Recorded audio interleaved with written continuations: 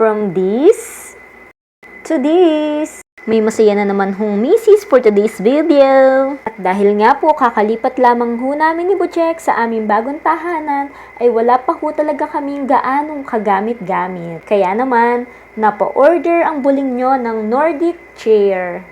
Pinapagawa pa nga lang ho namin itong aming bahay ay nakita na namin personally itong chair na to sa mall at talaga naman nagustuhan namin ang design nito. Pasok na pasok kasi sa team ng aming bahay na Team Puti Team Kahoy. Uy! Buti na nga lang at may nakita ako online na mas mababa pa ang presyo kaya naman for the checkout na ang buling nyo. Luckily ay walang gaanong damage ang na-receive namin. Maliban lang sa maliit na scratches na hindi naman gaanong halata at sa size nito na nag-expect kami ng 55 cm ang taas pero ang totoo ay 46 cm lang naman talaga. Gusto sana namin ni Bojack ay medyo mataas ang aming chair dahil medyo napataas po ang pagkakagawa sa aming countertop. But overall is masaya naman talaga ang bulengleng dahil meron na kaming chair at hindi na kami nakatayong kumain, cherries. Isa nga ho sa nagustuhan namin dito ni Bojack ay sobrang komportable talaga nitong upuan lalo na kapag isasandal mo ang likod mo. Ay kay sarap talaga ng feeling, cherries. Meron nga rin ho itong kasamang foam kaya naman malambot ho talagang upuan. O siya, kung gusto nyo nga rin ho ng ganitong Nordic chair na mala aesthetic ang datingan, nasa description box at comment section ang link para maka-order din kayo. Thank you for watching. See you sa next vlog. Bye-bye!